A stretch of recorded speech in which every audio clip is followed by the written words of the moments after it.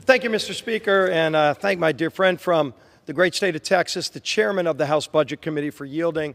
And I rise in strong support of this bill and moving this process forward, because let's keep in mind, as we worked incredibly hard, especially here in the House for months, to negotiate all the details of what needs to happen in budget reconciliation, and it is all laid out in this House budget, we also need to get started with the reconciliation process, the process where 11 of our committees here in the House will go to work to start making improvements in so many areas to get America back on track. And ultimately, Mr. Speaker, that's why we all come here. We come here to solve big problems. We deal with small issues too, but every now and then, and it's not often, where you deal with a big issue that can actually improve the lives of families all across this country, where you can solve problems that have been going unanswered for years and decades, Mr. Speaker, that we can address in this bill.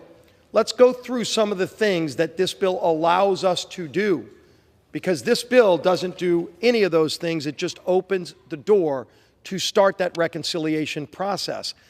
The front and center product that most people talk about, that is a big piece, but surely not the only piece, is to make sure that Americans don't face a massive tax increase.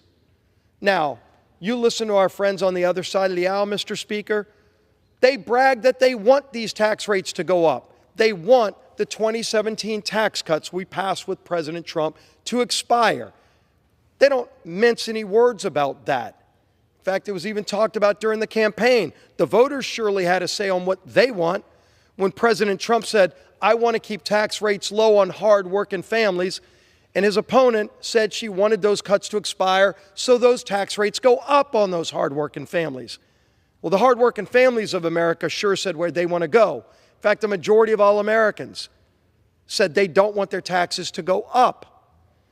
And you think about which tax rates will go up. They love, on the other side of the aisle, Mr. Speaker, talking about class warfare, as if that's something that Americans should celebrate.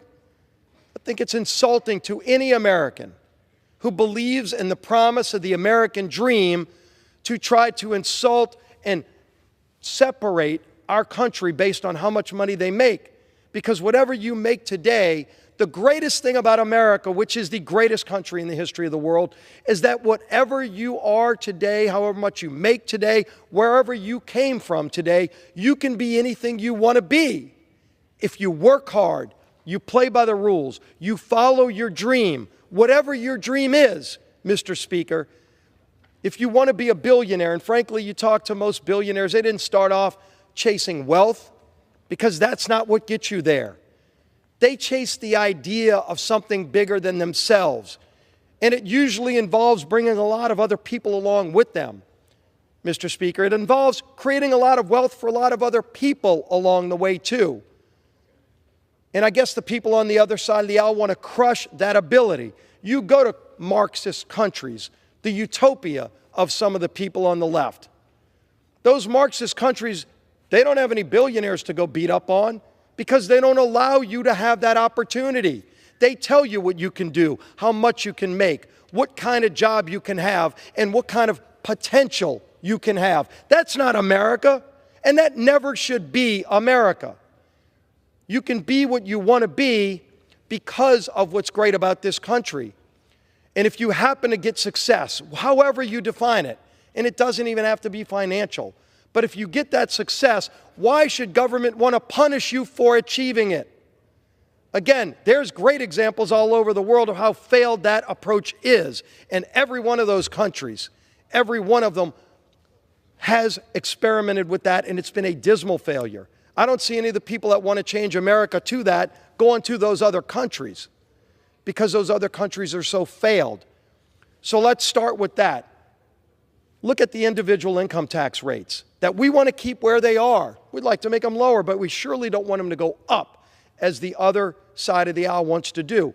If you allowed these tax cuts to expire, which a no vote today would ensure, if you had those tax rates expire, it's not the millionaires and the billionaires that they keep talking about.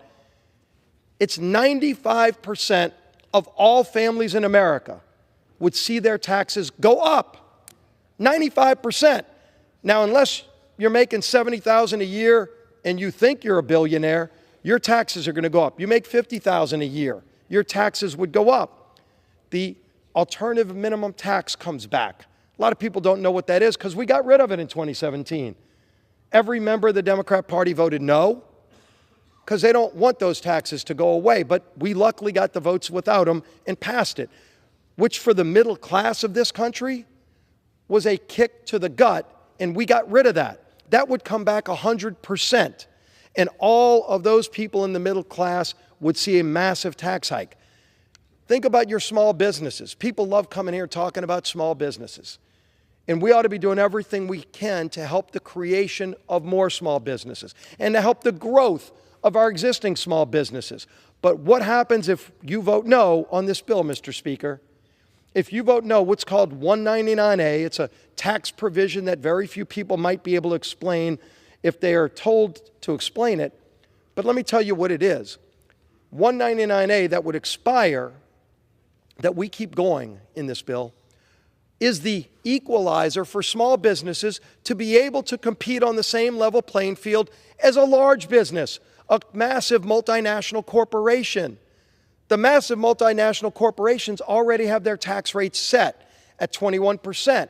But your small business down the street, the mom and pop store, the business that's hiring 3 people, that's allowing that person to maybe be the next billionaire, but they're not there today. They might want to get there. But if 199A goes away, all of a sudden that small business, every small business in America, goes from paying 21% equivalent to almost 43%. So now your small businesses will get crushed, Mr. Speaker, because they won't be able to compete with the big multinational corporations.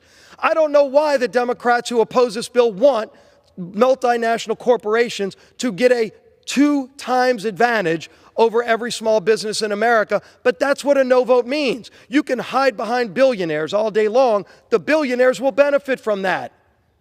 We want to allow those small businesses to keep thriving. Yes, maybe some of them will become billionaires, and I'm not going to attack them if they do. We ought to celebrate if they do. Some of them actually don't make it. A lot of them won't make it if this bill fails, Mr. Speaker. So we protect that as well so they can have their shot at the American dream. So the single mom who's maybe never had a family that was able to afford their own house can go own their own business and one day buy their own house and maybe get a nice car, maybe get the nice things in life. They don't have that opportunity if this bill fails. That's what's at stake. We do a lot of other things that we will open up the door to go do in reconciliation by passing this bill. We secure America's border. Now, again, this was a major issue in the campaign, and I know the folks on the other side want an open border. Thank God President Trump won and followed through on his promise to secure the border. We now have a 95% reduction in illegal crossings at our border. But that doesn't solve all the problem, Mr. Speaker. President Trump wants to continue to give our Border Patrol agents the tools they need to do their job effectively. Why the previous administration denied them these tools, we can all debate, but the voters of this country made a decision in November, and they said, we don't want our Border Patrol agents to be at a disadvantage with the drug cartels in Mexico, which they are. Drug cartels have better technology today than America's Border Patrol agents. That's a disgrace. You can see drones, you can see night vision goggles, not with our Border Patrol agents. You know who's got them? The Mexican drug cartels. And our Border Patrol agents who risk their lives to keep our families safe don't have that same ability. Shame on anybody who wants to deny them that ability to have at minimum the same technology, if not more and better than the drug cartels. We give them that better technology in this bill. We also do something, Mr. Speaker, that we used to all agree on in this chamber. And now, unfortunately, it's become a partisan issue. But we still believe in strengthening America's defense. Believe it or not, the bad guys are still out there. There's not necessarily more of them, but it's the same people who have been bad for generations.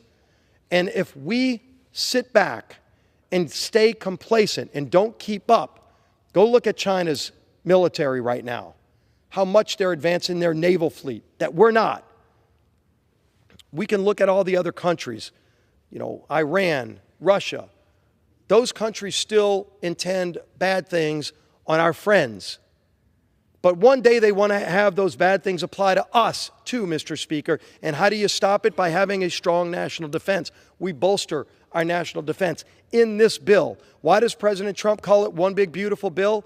Because it does a lot of critically important things all in one bill that help get this country back on a strong footing. And what else it does is it produces incredibly needed savings, Mr. Speaker. Savings that the American taxpayers want as well. They want their tax dollars being spent better. They want to see this Congress find a way to get back to balanced federal budgets. And why don't we all work together to do that? We're here working together to do that. Unfortunately, the other side of the aisle doesn't want to achieve that. They want to vote against any attempt to save money. They criticize DOGE when they identify hundreds of billions of dollars of tax dollars being wasted in foreign countries, here on American soil, wasted. And people that work 2 and 3 jobs, working their tails off to help provide for their family, are incensed when they hear about this waste. And they say, when's somebody going to do something about it? Well, President Trump said, I'm going to do something about it. He actually campaigned on that too, Mr. Speaker. He said what he would do, and he's doing it. There should be a parade applauding a president who actually ran on saying, I'm going to do things, and then he's actually following through on the promises. The other side can still be upset they lost the election, and they'll keep losing elections as long as they stay in denial about what this country wants. But this country, the American people, 77 million of them went to the polls and said, these are the things we want our president to do, and their president that they voted for is doing those things. But he needs help from this Congress to continue to follow through on that. That's what passing this bill today does. It starts that process. There'll be more time to debate every one of these items I talked about. And the people that are against all the things I laid out, they can still talk about why they're against them. They can make up fake boogeymen. Oh, it's the billionaires, it's this, it's disabled people are going to lose benefits. You know what we do? We strengthen benefits for those people that are truly needed, Mr. Speaker, because so many of these programs that once used to be so great and talked about and lofty have been abused. How many illegals here, people in this country illegally, are on some of these programs that are going bust? Yes, they're going bankrupt. Those aren't my numbers. You can go look at Biden's own actuaries on those programs. Biden's actuaries said those programs are going bankrupt. And the other side just wants to demagogue and say, leave them alone, leave them be, let them go bankrupt, would be irresponsible. And if we can make them work better for the people actually here in America who pay into those programs, who've earned those programs, or who had something bad happen in their life where they have to be on one of those programs, instead of people who are stealing from those programs. The waste, fraud, and abuse alone. Government agencies have given reports on $60 billion a year in waste just in Medicaid. Waste. And they want that waste to continue on the other side. That's what a no vote gets you, is allowing the $60 billion a year in waste in Medicaid and fraud in Medicaid to continue. That's the theft of hardworking taxpayers' money. That's taking health care away from the disabled who need it. Let's actually get back to having these programs work for the people who funded them, who paid into them, who deserve to be on them, who need to be on them. That's what we do with this bill.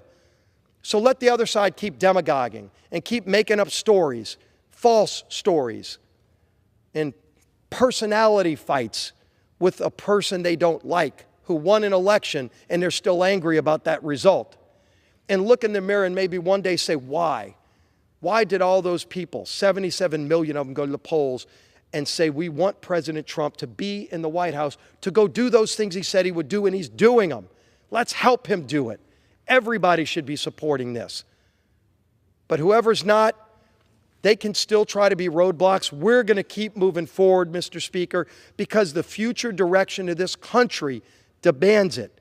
The people of this country demand that we keep moving forward and fixing the problems that are holding them back and holding more greatness for this country back. I urge everybody to vote no, but anybody who doesn't want to vote no, understand what you are blocking. Understand what you're voting no on. And the rest of us are going to keep going to work for those hardworking people who are tired of struggling, Mr. Speaker. They're tired of waiting for the right kind of things to happen in Washington. We can finally make those right things happen. We do it by voting for this bill. Urge approval of the bill, and I yield back the balance of my time.